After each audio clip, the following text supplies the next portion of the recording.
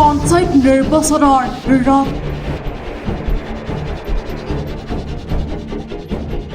নিৰ্বাচনৰ প্ৰস্তুতিত দৌৰিছে বিজেপি মিত্ৰজোঁট ইফালে বাকযুদ্ধত ব্যস্ত হৈছে বিৰোধী দল কংগ্ৰেছ বিজেপিৰ ৰণদুদুম্ভিত ছত্ৰভংগ হ'ব নেকি কংগ্ৰেছৰ ৰাজ্যত সমাগত পঞ্চায়ত নিৰ্বাচন 2 আৰু 7 মেত অনুষ্ঠিত হ'ব বহু অপেক্ষিত পঞ্চায়ত নিৰ্বাচন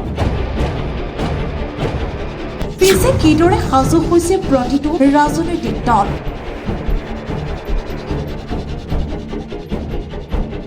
এইটো দলে সিটো দলক দিছে ৰণসংকাৰ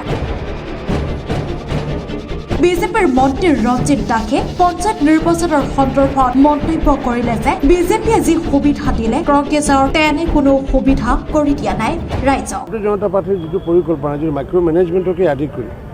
কংগ্ৰেছৰ তেনেকুৱা ব্যৱস্থা নাই আমাতকৈ ৰাইজ বেছি চতুৰ কাৰণ আমাতকৈ বেছি ৰাইজে বেছি চতুৰ পৰিয়ালকেন্দ্ৰিক ৰাজনীতিৰ কাৰণে কংগ্ৰেছে মুখ ঠেকেচা খাব গোৱালপাৰা ধুবুৰীত কংগ্ৰেছ থাকিব কিন্তু আৰু কতো নাথাকে এই যে পৰিয়ালকেন্দ্ৰিক যিটো ৰাজনীতি কংগ্ৰেছৰ তাৰ কাৰণে আগন্তুক দিনত অসমত থাকিব গোৱালপাৰাত থাকিব ধুবুৰীত থাকিব বাকী কংগ্ৰেছ কতো নাথাকে কিন্তু কিয় ইমান আত্মবিশ্বাসী নেতাগৰাকী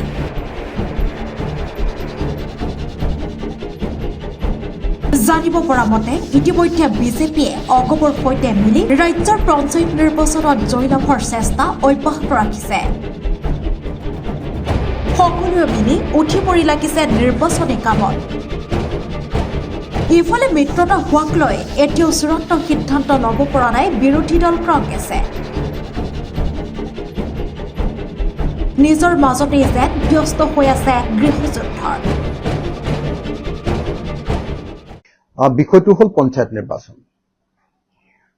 আগন্তুক যি 2025 চনৰ পঞ্চায়ত নিৰ্বাচন এই পঞ্চায়ত নিৰ্বাচনত আমি ৰাইজৰ দলে সীমিত আসনত নিৰ্বাচন খেলাৰ সিদ্ধান্ত গ্ৰহণ কৰিছো মই ৰিপিট কৰি দিছো দুহাৰি দিছো যে ৰাইজৰ দলে 2025 চনৰ পঞ্চায়ত নিৰ্বাচনত কেৱল সীমিত আসনতহে কিছু সংখ্যক বিধানসভা সমষ্টিতহে পঞ্চায়ত নিৰ্বাচনত অৱতীৰ্ণ হ'ব তাৰ দুটা কাৰণ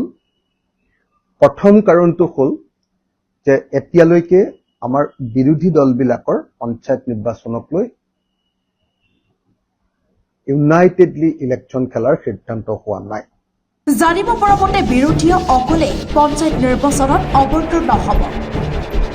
কিন্তু এতিয়া এটাই প্ৰশ্ন উত্থাপন হৈছে বিৰোধী কিমান সাজু নিৰ্বাচনলৈ যি সময়ত বিজেপিৰ মিত্ৰজোঁটে নিজৰ ৰণদুদুম্ভিৰ বলত ছত্ৰভংগ কৰিবলৈ সাজু হৈছে কংগ্ৰেছক আনফালে বেলেগ বেলেগ কামতহে ব্যস্ত দেখা পৰিলক্ষিত হৈছে প্ৰদেশ কংগ্ৰেছৰ সভাপতি ভূপেন বৰা